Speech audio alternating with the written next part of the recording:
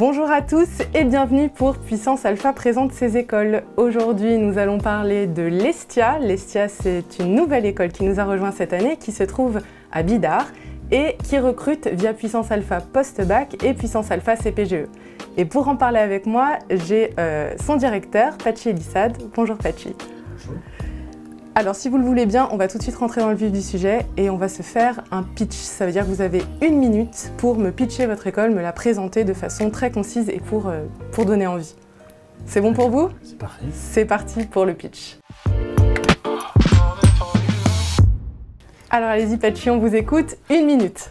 Bien, Estia, c'est une grande école d'ingénieurs qui est née il y a près de 25 ans, qui a comme pour particularité d'être au milieu d'un écosystème d'innovation, au milieu d'incubateurs, pépinières d'entreprises, technopoles, et qui vise à révéler des talents pour servir les entreprises et contribuer au développement économique du territoire. Nous formons des ingénieurs systèmes, des intégrateurs de technologies, donc des gens capables de maîtriser les technologies mécaniques, électroniques, informatiques et de génie industriel, qui savent intégrer les technologies dans les systèmes complexes, qui savent gérer des projets, piloter des programmes, ainsi que fédérer des équipes et des talents au service du développement. Merci beaucoup et je pense qu'on est dans le timing, c'est parfait. Alors du coup, on va très vite aller un petit peu plus en profondeur. Je pense que tout le monde a très envie d'en savoir plus, donc on va passer maintenant aux 2 minutes chrono. Alors 2 minutes chrono, on va aborder ensemble 5 grands points et vous aurez, comme son nom l'indique, il n'y a pas de mystère, 2 minutes maximum pour y répondre. Alors attention parce que vous êtes chronométré, on ne peut pas déborder. Alors vous avez déjà un petit peu abordé du bout des doigts un petit peu vos spécificités, vos spécialisations, mais quels sont vraiment les domaines d'enseignement qui sont dispensés à l'Estia? Alors, du point de vue disciplinaire, on a un cursus équilibré qui mêle mécanique, électronique, informatique et génie industriel à part égale, je dirais. Les études se déroulent en 3 ans pour le cycle ingénieur, avec un tronc commun de 2 ans, et la possibilité pour tous les élèves en 3e année de choisir un parcours plus orienté vers des métiers particuliers. Donc le premier parcours s'intéresse au métier de la conception, au métier du design et de l'ingénierie de produits et de systèmes. C'est ce qu'on appelle conception numérique et innovation. Le deuxième parcours s'adresse plutôt aux personnalités qui veulent s'investir dans les systèmes embarqués, l'Internet des objets, la robotique, l'automatisation des procédés. Et le troisième parcours s'intéresse plutôt aux métiers liés à l'organisation, à la gestion industrielle, à toutes les opérations connexes à la production et à la supply chain. Voilà, donc c'est une spécialité que l'on choisit à la fin de la 2e année. Et pour chacun de ces parcours, les étudiants ont la possibilité également de s'inscrire dans un 2e diplôme de master, souvent étranger, qui permet d'enrichir son CV et d'approfondir une spécialité en fonction de ses appétences et de ses goûts. Donc des possibilités de double diplôme. Exactement. D'accord. Bon, peut-être qu'on reviendra sur là-dessus un peu plus tard. Formidable. Et alors du coup, là on a parlé de mots-clés, j'ai entendu systèmes embarqués, Internet des objets, tout ça. En termes de débouchés, concrètement, en termes de débouchés, est-ce que vous avez plutôt des noms de métiers ou bien vos alumni à l'heure actuelle, qu'est-ce qu'ils font concrètement? Quels sont les débouchés? Il y a à peu près 5000 alumni à l'Estia. Nous diplômons entre 250 et 300 ingénieurs par an, avec un taux d'employabilité qui est très très bon et des niveaux de salaire intéressants. En tant qu'école d'ingénieurs généralistes, les débouchés sont nombreux et variés. En dehors de quelques secteurs qui ont été bousculés par la crise du Covid, en particulier dans le transport aérien, la plupart des secteurs industriels ou des services sont très dynamiques et ont besoin d'ingénieurs. Donc on va trouver les ingénieurs Estia absolument dans tous les secteurs, représentés dans toutes les filières. C'est vrai que la filière aéronautique en particulier, aéronautique et spatiale, est un secteur très attractif et très présent également dans le sud-ouest, région dans laquelle nous sommes situés, et qui, depuis l'origine, a attiré beaucoup d'étudiants. Nous sommes très présents dans cette filière-là, ce qui a conduit d'ailleurs l'Estia, qui est un établissement autonome, hein, qui dépend de la Chambre de commerce de Bayonne, mais qui est associé à l'Université de Bordeaux, qui est établissement composant de l'Université de Bordeaux, à rejoindre le groupe ISAE, hein, comme école partenaire, le groupe ISAE donc, qui rassemble les écoles de l'air et de l'espace. D'accord, très bien.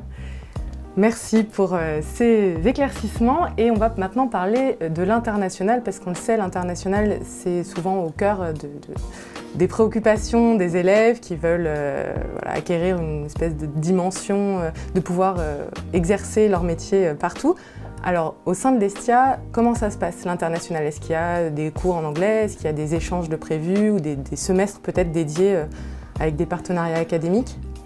Alors, la dimension internationale est très forte à l'Hestia depuis l'origine. Ça fait partie vraiment des gènes de notre ADN et même des moteurs de notre développement.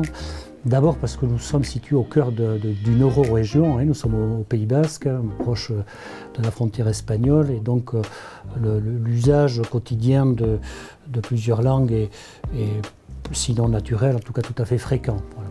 Donc les enseignements à l'Hestia se déroulent en français, bien sûr, en anglais, mais aussi en espagnol. Et pour ceux qui n'en ont jamais fait avant, on donne à tous les moyens de l'apprendre, en tout cas d'apprendre les rudiments et de le perfectionner de façon à pouvoir suivre des cours. Donc ce qui conduit nos élèves à vraiment être à l'aise, non seulement en anglais, mais aussi en espagnol à l'issue de leurs études. Après, la principale particularité de l'Hestia, c'est un vrai plus, je crois, pour l'ensemble des élèves, c'est que grâce à des partenariats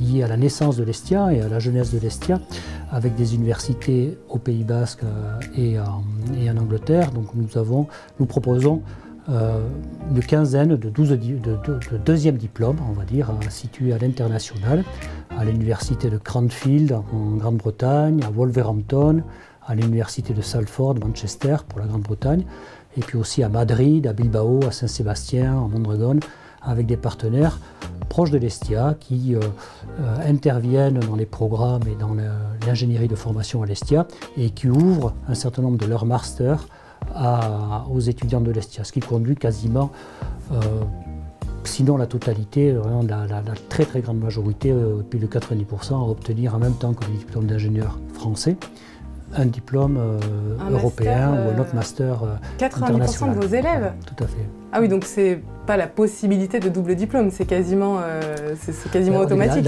Beaucoup d'élèves choisissent de venir à l'Hestia parce que justement nous proposons à la fois des moyens et aussi une offre large, une offre très large de deuxième diplôme. Ça marche, très bien. Alors maintenant on va parler un petit peu professionnalisation et insertion dans la vie professionnelle. J'imagine que c'est quelque chose que vous facilitez. Alors, on le disait tout à l'heure, de toute façon, les ingénieurs, ils n'ont pas trop de problèmes à trouver du travail.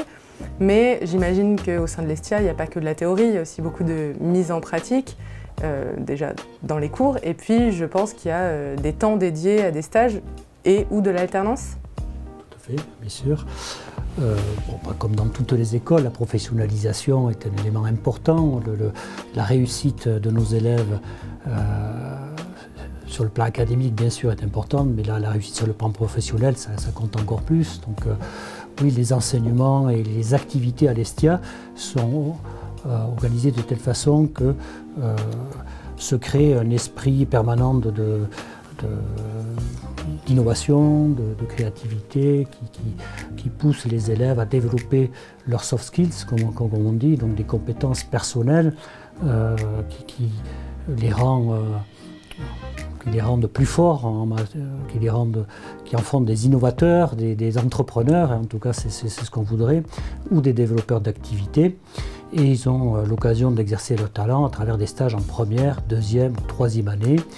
Dès la première année? Dès la première année, il y a un stage d'au minimum 2 mois, de 4 mois en deuxième année, puis de 6 mois en dernière année.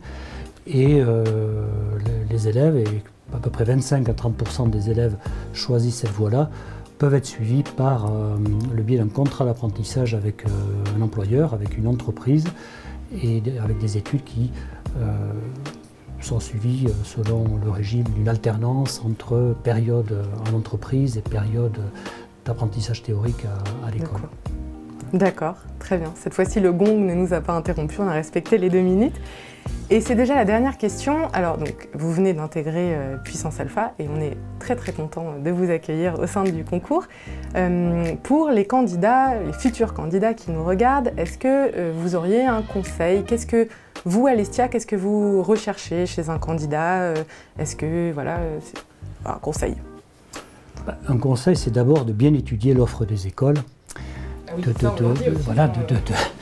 de bien s'informer, de choisir en connaissance de cause, et puis de suivre leurs envies, leurs intérêts, et de suivre des études par passion, ou en tout cas par intérêt. On cherche, nous, à attirer ou à sélectionner des personnalités.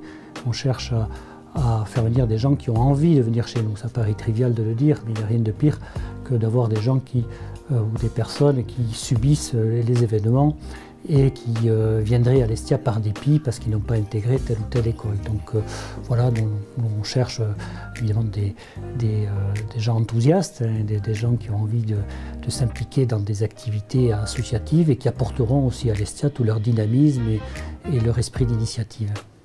Voilà. J'espère que vous trouverez ce genre de candidat.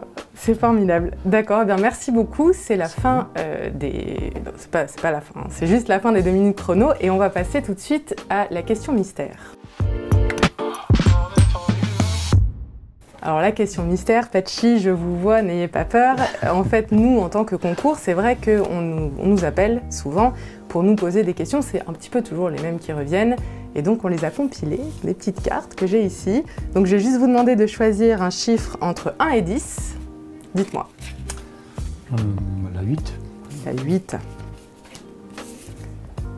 Alors, c'est un élève qui nous demande « Je suis en première, est-il obligatoire de prendre maths experte l'an prochain pour intégrer votre école ?» Ben oui, je pense que c'est sûr, ça fait partie des conseils donnés par Puissance Alpha pour envisager... Alors, maths experte, ça n'est pas une obligation, c'est en plus de l'EDS mathématiques. D'accord. Donc, ce que je voulais dire, c'est qu'il faut choisir parmi les enseignements de spécialité maths nécessairement, si possible un autre enseignement de spécialité scientifique. Et peut-être maths experte, mais non, maths expert n'est pas une absolue nécessité. C'est pas obligatoire. Il faut prendre maths comme enseignement de spécialité. Si possible, notre enseignement de spécialité scientifique. Et puis voilà. Oui, les maths. Ce n'est pas obligatoire. On peut, avec des maths et un autre enseignement de spécialité, quel qu'il soit, on peut aussi intégrer une école d'ingénieur. Je crois que c'est la particularité aussi de Puissance Alpha de permettre à ces jeunes de s'orienter vers des écoles d'ingénieurs. À Estia, comme dans d'autres écoles d'ingénieurs, nous avons besoin de recruter des personnes avec des profils variés, diversifiés, parce que c'est de la diversité que naît l'innovation et la créativité. C'est très joliment dit. Et c'est effectivement aussi pour ça que vous nous avez rejoints, parce que vous adhérez un petit peu à cette philosophie d'ouverture. Et voilà, on recherche des talents variés, des profils différents. Va ouvrir à partir de l'année prochaine, c'est aussi une raison de notre adhésion à Puissance Alpha, donc un parcours en 5 ans avec un recrutement post-bac pour une classe préparatoire intégrée qui conduira aussi que l'ingénieur Estia classique. Donc on vous trouvera dans Parcoursup avec Puissance Alpha. Tout à fait. Très bien. Question mystère, c'est fini. Il nous reste juste un dernier petit point, c'est le plus de l'école. Alors Patchy, on arrive déjà à la fin, on a abordé beaucoup de choses, vous nous avez donné très envie. Moi personnellement, si j'étais jeune, je foncerais à Bidart pour étudier à l'Estia. Je serais bien accueilli. Mais est-ce qu'il y a peut-être quelque chose que vous souhaiteriez ajouter, quelque chose qu'on n'a pas pu aborder ou que vous souhaiteriez développer sur qui vous êtes, ce que vous faites, voilà, votre petit plus qui vous distingue des autres?